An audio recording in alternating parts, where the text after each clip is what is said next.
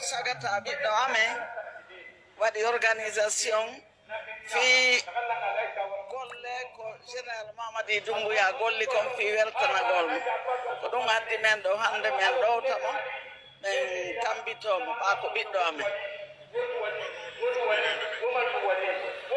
min ko mari komi lando guinéyemɓe ɓen koyo fof fottu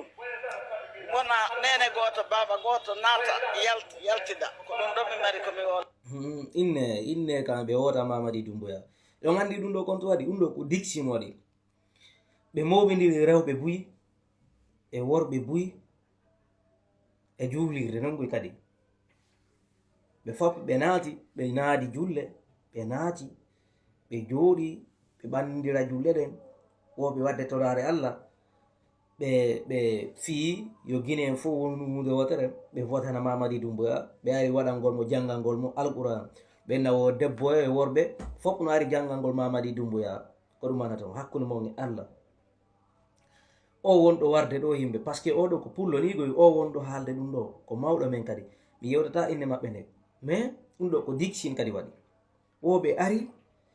juulugol jangugol waɗugol du'a fi Mamadi Doumbouya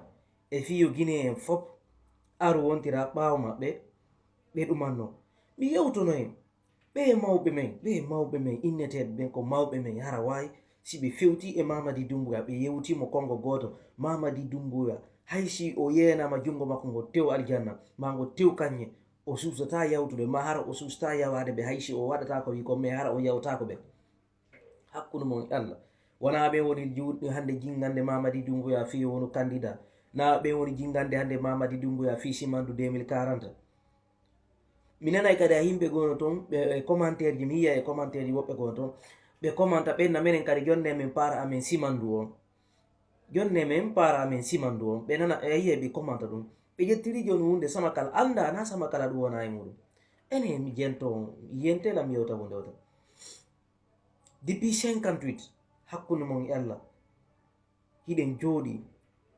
hiɗen uriti e nder histoire ji e nder laggine fof wa Fuuta Jallo marde histoire labaɗo ala wa Fuuta Jallo e daranade fi diina ala wa Fuuta Jallo e marde jawdi ala mais yimɓe ɓen no tun a tawata hooreɓe men ɓe duwa ɓen waltade na ɓe woni e wallitade de ɗo wona yennugol ɓe na mankugol ɓe respect mais yewteɓe gonga ɓe naata ko naada ɗum ko noppi maɓɓe ma ɗum mi yewtino min Elhadj Alseni Dalaba ɓe duwa démission ugol ma ɗum ɓe jonnita poste on est ce qu'on fami fi honnu par ce que ɓe ala en wallitade goy mi watti ɗon homɓe kadi minni mi watti ɗon kadi Elhadj Badru en ɓen en e o mo maali yembere to innoɗo ha mo haalde bine man taw ndiya no yaltude ka ɗengal makko mo inde ɓe tori e Mamadi Doumbouya aru jooɗo ɓe waɗa uɗite hakkille mon ɗen jaabo ɗum ono wonɓe waɗande Mamadi Doumbouya karam ko yagal ya Wadudu ya Razaku ya Latif ya sifa ɗin piiji jonte haɗi waɗa noon ɗum mo mon on nani ko ɓe woni ko interview ɗo yimɓe ɓe joni ko kamɓe andi joni ɓe wowlinayi on ono woni ono mawɓe men ɓe utilisera en woni joni si ɓe utiliseri en ha lanni ɓe dampa en kadi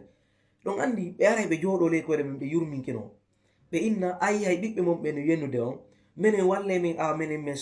min heɓa si min heeɓi minen min ara min tambito ko fiyon nu enen